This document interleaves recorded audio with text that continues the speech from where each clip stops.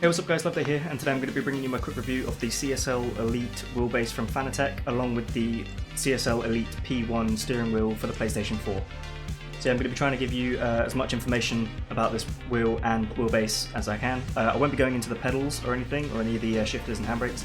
I'll do those in separate videos. I just want to keep this about the wheelbase and the steering wheel. So yeah, let's just jump into it. So the Fanatec CSL Elite PlayStation 4 wheelbase will set you back €400. That's just for the wheelbase. If you want to get the one with the rim as well, that'll set you back €500. And if you want to go with the pedals, that's another €80 on top of that, so that's €580. That doesn't include shipping and everything with that, so just keep that in mind when I'm saying these prices. Bit of information about the wheelbase. This is a single belt driven motor capable of outputting 6 Newton meters of torque. Coupling the 6 Newton meters of torque with the direct sensor on the wheelbase, meaning that the sensor is directly on the axis of the turn and not on the belt, so you don't get any slipping from if the belt is kind of moving. It's just a direct sensor right on the axis where you turn. So that should give you good readings and won't disrupt with force feedback motions, so you feel everything in the wheel, and the game then picks that up as well. This wheelbase, unlike many others on the market, actually goes to 1080 degrees, so it's not a 900 degrees, you get full 1080 degrees of rotation, which is pretty good if you're trying to do some drifting. I've yet to try properly going into drifting, but I can tell you from a little bit of dirt rally experience I've got, it's quite handy being able to get that extra little bit, of turn. Moving on to the looks of the wheelbase. At the front you have this really nice brushed steel look, followed by on the side you've got this almost carbon stripe along the side. On top you've got this kind of little air groove, looks like almost like a roof scoop type thing, and on the front of that you've got the LED strips. So all in all, I think this thing looks amazing, and yeah, I can't really knock the looks of this thing. You've got some screws at the front if you wanted to mount anything. I know that there are some third-party products such as the Derek Spear Design button boxes, which use these mounting holes to mount onto the actual wheelbase instead of being separate or on your rig. So these mounting holes are actually also used for the Fanatec Club Sport shifter module, which allows you to add shifters to a rim. Let's say you bought a third-party rim that didn't have shifter paddles to it. You could then use the Fanatec shifter paddles to then mount onto here, have shifter paddles for a rim that doesn't therefore support it. That makes sense. As I mentioned before, you've got the rev strip at the top. They do exactly what they say on the tin, which is measure your revs or show your revs in a quite handy little, LED strip.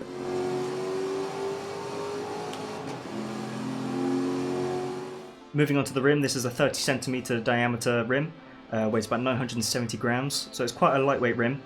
As you can see, it's a round rim. It's got perforated pleather, I'm guessing. It's not like actual leather. It gives you a pretty damn good grip though, compared to some other rims that I've used. Followed up by this suede kind of fabric on the tops and on the bottom. On the top here you can see that you've got a little rev light, and on the front of here, which I'll show in a clip cutaway, you have a 3-digit LED display, which is where you either can see your current gear or your current speed, but then also allows you to go into the tuning menu to adjust the force feedback of the wheel and all the settings in that without actually having to tab out of the game, which is actually really good to be able to do that, because if you get into a car that you're kind of not feeling the force feedback with, or that you've just got used to kind of think, oh, this could be a bit heavier or it could be a bit lighter, would like to be able to chuck it a bit more, you can change all those settings on the fly within the wheel, just using a single button and then adjusting those settings, which I'll get into a bit later. This wheel rim uses a semi-quick release system, so as you're probably aware of some quick release systems, you literally just pull it in and then take the wheel off. This is kind of like that, but it's not. There's a little screw underneath, which I'll do a cutaway for again. You undo the screw and then it does just come straight off. Unfortunately, this one you cannot upgrade to have the new Fanatec, the semi-new Fanatec quick release system. That started with I think the McLaren GT3 rim was the first to be able to use that. So anything from the McLaren GT3 rim you'll be able to put the Fanatec quick release system on that. Obviously this real rim came out beforehand and it's all molded into the quick release or the semi-quick release, so you won't actually be able to use the quick release on that, which personally is a bit annoying, but if you think about it, it's actually not that bad. It's just a single screw, put it in, screw it up, and you're on, and that's it. The shifters are pretty good. They're not magnetic, but at this budget I wouldn't expect it. I believe they're snap dome, so you know, could be better, but at this price point, again, let's have a little listen and see.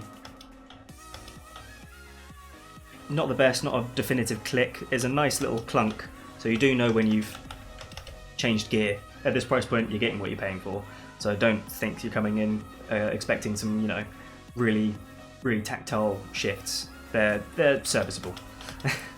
Alright, so with all the basic information out of the way, I'm going to jump into the Fanatec wheel property page after turning it on. Basically just to show you all the settings that you can adjust on there, and how to flash your firmware and update your firmware. Basically to get it up to date and, you know, usable. Alright, so here is the Fanatec wheel property display. Basically this gives you options for testing your LEDs, testing all your pedals and options, and showing which buttons are working and not working if needed. So if I was to press any of these buttons, they would show up, and the D-pad and the buttons and the shifters. A little dot will come up saying that I'm pressing those. So it's good to kind of see if you have a button that doesn't feel like it's working all the time. You can come into here, test the button, and see if that works. As you can see, you've got the steering wheel angle. Shows you if there are any issues or if the wheel is centered. So mine right there is centered, and that's at 0. So that's how you know to whether it's centered. You can test the LED strips on here. You can also test the wheel LED, the display test, and a force feedback test. That was very loud. I haven't actually screwed it back in again, so that was why that was jingling quite a bit. Obviously I've got all my pedals and everything attached, brake and clutch and handbrake, so they're all calibrated and working in here. Moving over to the settings page, you can see that the steering wheel, you can change the wheel angle and sensitivity. You can also do that within the rim. I keep mine on 1080, but then I can change it on the fly in the rim at the same time. So here you can disable the rev stripe if you so wish, automatically switch the PS4 mode to the PC mode when you connect it to a PC. This allows the compatibility mode, which I believe is the purple mode on the light. I believe that means that you can play games that don't support the newer firmware or haven't been updated to support the newer firmware, which is mostly on some older games. So yeah, just keep that in mind if you're having trouble connecting to certain games. So pedal options, obviously you've got the combined pedals option, and then you've got the enable CSL load cell manual mode, which means you can calibrate your load cell pedal like I have, but that's a separate video. And then you can also map the sequential shifter to the shifter paddles. Right, so here's the upgrade panel, or the update panel, sorry. So here you can update the CSL firmware and also the wheel-based motor firmware. It's pretty self-explanatory. If you don't understand, I could do another video for you how you do that, but it is pretty simple. You literally just click on the button. Obviously mine's on the latest version, but you will then go to another screen where you can then choose which version you want if you downloaded it from the Fanatec website, and then select that version. It will go through everything and it will just kind of work. It's pretty self-explanatory. Same again with the wheel motor firmware. You just find the firmware that you want from the website and just update it from here, which is probably what you'd want to do when you first get the wheel, obviously. I know that when it comes to certain wheel rims that you want to add to this, so if you want to get like I've got the Fanatec McLaren GT3 rim, I know that you have to update your wheelbase firmware to be able to use that correctly. Keep that in mind if you are going to get another wheel rim. Like I said before, there's a tuning menu that you can go through. So there's 5 different profiles you can use, which you can set up for different games. So I have, I think number 3 is set to just my generic iRacing profile, and then I have number 4 for Dirt Rally, and then number 5 for Formula 1, because you've got different steering angles for that. So the different options on the steering wheel tuning menu, you have sensitivity, which is SEN. Basically that changes how much degrees of rotation you have. 108 is actually 1080, and then you can also, it just basically knocks off the last number. So 090 is 900, like you would find on most standard racing rims, wheelbases, sorry. Or you can have the setting on auto, which basically allows the game to decide the firmware, if it's using the Fanatec SDK inside the game, to basically choose what lock you have, or what steering angle you have. Moving over to FF, that stands for force feedback. That's basically the maximum strength of the wheel, which you can turn all the way up and have the full power of the wheel, or you can turn down slightly just to get, better feeling and not as likely to clip. show, that's basically shock or vibrations. That's the effect of, let's say, curbs and rumble strips and bumps and everything. That's the kind of the shock motor would go off then, which is quite handy to adjust the settings of that, especially if you're in a very bump heavy game that likes reading the forces of the bumps. Being able to turn that down just means that you're not bombarded with that shock feeling. So yeah, there's the option for that. ABS, this is one I haven't actually used all that much. Basically, it's at what percentage of the brakes the wheel will start using that shock motor to let you know that you're locking up, I guess. So if you set it to, let's say, 80% brake usage, the wheelbase will start to vibrate, and that'll let you know you're locking up if you set it up correctly. So you can set it up to, let's say, if a car that you're driving is actually 75% brake usage, then it locks up. You can set that to 75 on the wheelbase, and you'll know then that when you get to 75 and you feel the vibrations, you're locking up. Drift mode, that's basically, as it says on the tin, basically it reduces the overall resistance of the wheelbase and the force feedback. So it was described as almost like power steering. So with drift mode, you have the -5 setting to the -1 setting. Basically that just reduces your dampening. You have the off setting, which basically turns everything off, so it's just as the wheel is set up regardless of this setting. And then with the 1 to 5 setting, the wheel will turn faster, basically just allowing you to chuck it in and drift it a bit more. The force setting basically tells the wheelbase how much force is going to be pushing it in a certain direction. So let's say you're turning left and it forces you to go left, that's how much force would be pushing in that way. Spring is basically the opposite. The spring is the return to center. And then we have damper, which basically creates friction, like I was saying with the drift mode, and basically reduces the dampening. So you can change that setting on its own as well on here. Brake force is basically the setting that allows you to change what force is needed on the brake pedal to be able to then achieve 100% brake. I have mine on 80 with the low tail pedal, which basically means if I push the pedal down here, you can see these rev strips turning on depending on how much force I'm using. Basically 100% force is quite a lot, but it allows me to then push quite hard without hitting 100%. Obviously for me with the low tail pedal it's a bit different to a potentiometer based pedal. I don't know how that setting works on there, haven't actually tested it, so I apologise for that, I don't know that much. Force effects, pretty self-explanatory, just adjusts the intensity of the force effects.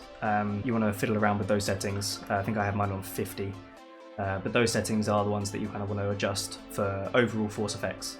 Alright, so now talking about a couple of pros and cons. One of the pros that I would say, it's very modular. I think they've put that whole modular thing in the whole ecosystem, Fanatec I mean. So it has support for 2 shifters, if you so wish. Handbrake and the pedals all go into the wheelbase, and then it's a single USB out to the PC or PlayStation, which cleans up everything a lot. So I've got all of this mounted into here, all the cables run in, one USB to the PC, and everything just works. Another pro is you've got the in-wheel config, which is really handy to be able to change all your settings on the fly. Like I went into earlier, it's probably one of the better features for the Fanatec systems with wheelbases. Being able to change all your settings without having to keep tabbing out, it does save a lot of time. So although this only has 6 Newton meters of torque, the force feedback and everything is actually really clear. Not as clear as some of the direct drive wheels that I think I've used once. It's very clear, they are. I mean, but this, I mean, there's no real comparing the two. So having a CSL versus a direct drive wheel, sorry, you can't really compare the two. But as this stands, this is a really good wheelbase to, I guess, start with. It's single belt driven and the sensor is on the axis. So you haven't really got that much interfering with that. Again, tuning everything to get it how you want it, you pretty much can. You can get this to exactly where you want it and it can feel, you know, pretty damn good. The weight of it is perfect with the lightweight rim. The force feedback is clear, it's precise. I mean, there are a few times where it can feel a bit muddy, but then that's just my settings that I need to adjust. But once you've kind of cleared up all those settings, then you do get that very clear and precise force feedback for this price point of wheel. 40 over crest, 2 left, tightens long, 80, 5 right of a dip long, tightens over crest, into 2 left long. So one of my favourite things about this wheelbase, sorry, is that it has full console support. So it's not just a PS4 wheelbase. It actually, if you do a little cheat, you can use it on the Xbox. So the whole Fanatec system has their driver system inside the wheels, which allow it to work on certain consoles. So this wheel rim is a PS4 wheel rim. My McLaren GT3 rim is an Xbox wheel rim. This wheelbase doesn't know the difference. So if you just take this wheel rim off, put the McLaren one on, or any Xbox supported wheel rim, you'll be able to use the Fanatec PS4 CSL Elite on an Xbox, which I think is, you know, they must have done that on purpose, but I think that's just perfect. It means that you can just buy the one and have access to everything. If you've got, like me, I've got the Xbox and PlayStation, as well as my PC. I primarily use my PC, but it's nice to know that I can just swap over whenever I want and not have to, you know, buy another wheelbase to use it. Personally, I think this thing looks great, which is another pro. You've got the brush steel look at the front and the faux carbon stripe kind of brush thing on the side. One thing I will say though, which is leading into my con, which I'll talk about in a second, it does feel a bit cheap, and it's something I'll get into in a sec. In comparison to some other wheels that I've used, I've had a T300 for a long time, and then switching over to this, I find that it's a lot smoother. That might just be due to the single belt or the direct sensor on here, or where the sensor is placed. I'm not sure how they've done it, but it feels a lot smoother, a lot less like clackety and clunky. You may have seen in my other videos where it does clunk, but that's usually my force effects up quite high.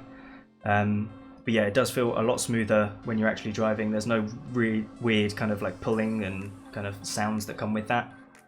So yeah, it's really quite smooth and a bit more powerful. And moving on to our cons now, like I said, it does kind of sometimes clip, but that's usually my force feedback settings or my force effect settings. So that's down to me. I have played around a little bit, but not enough to get it to a place where I'm 100% with it. So I've still got more fiddling to do. So yeah, it could be down to me where the clipping is quite loud. But when it does get quite loud, it does get quite loud. Obviously there's vents here for basically airflow, and that also allows the sound to escape, which can be kind of annoying depending on your settings, obviously. Obviously this being the entry-level Fanatec gear, you're not going to expect it to be as good as the ClubSport V2.5 or the new Podium series direct drive wheels. It's not going to be that good, but it is still good. So you could class that as a con or a pro, depending on, because obviously the price point is much lower than the other wheelbases that Fanatec do, but you are paying less for less. Even though these parts in here I think are quite similar, if not the same as the ClubSport version 2.5 wheelbase, they share similar parts from my understanding. So there you have the similar kind of aspects there, but they're not at the same level, if that makes sense. Coming back to the in-wheel tuning, it can be confusing at first. I still don't 100% understand it, so I'm still learning as I go. But at first it can be very confusing. You're looking at everything going, oh, what's sensitive, or what's force, well, what's shock, I don't know, what's your show? You don't really know, and you have to kind of either look online or, you know, figure it out for yourself. But once you understand it fully, it then goes into a pro, because it is very handy to have and be able to swap things on the fly. I don't know if this is audible, but my wheelbase does have a slight buzzing sound. It doesn't sound like it's shorting out, it just sounds like it's just on, if that makes sense. So I don't know if this is just for me or if this is an all-round thing for the CSL Elite PS4.